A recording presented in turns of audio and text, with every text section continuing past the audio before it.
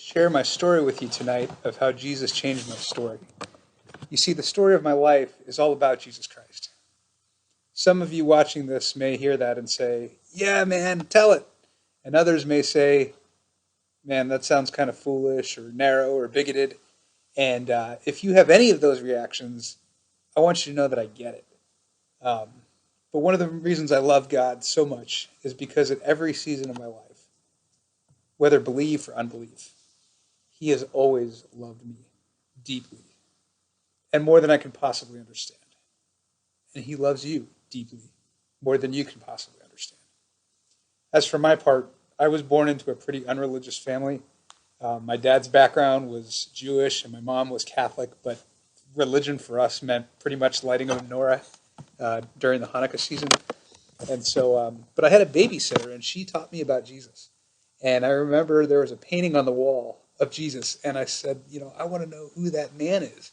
And she told me about Jesus. So I ended up going home and saying some pretty weird things to my dad. Like, "Dad, you're my father, but you're not my real father."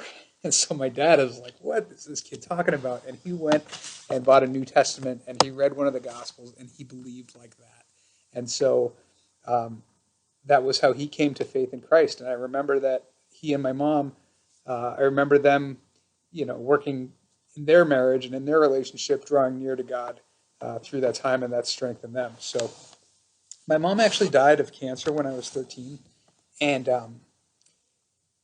I remember being absolutely sure that God was going to heal her miraculously, and that it was going to be a testament to everybody about how awesome God was. And then she died, and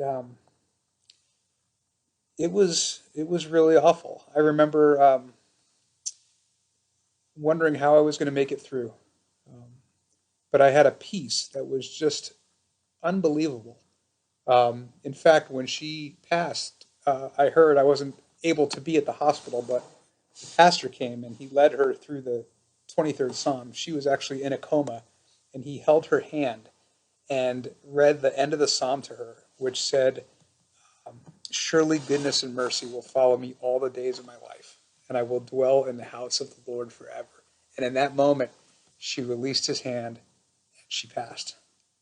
And I'll never forget that because it's just that hope and assurance for me that God really did heal her in the most incredible way and that He gave her life. Um, so I can't say that my faith in God stayed strong. In fact, in my teenage years and my 20s, I focused more on what other people thought of me and having a good time. I got involved with drinking and I stole and I cheated and I did whatever I felt like doing, and I hurt a lot of people in the process. Um, One of the people that I hurt the most was my wife, Christine. We were dating, we were not yet married, and our relationship was just a mess. Um, I knew that she had a neurological condition, and I knew that she might have serious health issues someday, and I didn't want to deal with that. Um, but yet I felt a small voice inside me saying, reminding me that that's not who God wanted me to be. He wanted me to be completely the opposite: committed, devoted, trustworthy. And so at a time when we were broken up, I actually asked Christine if she wanted to go to church, and she reluctantly agreed to go. So I remember sitting in that church, and the pastor was preaching a sermon on forgiveness.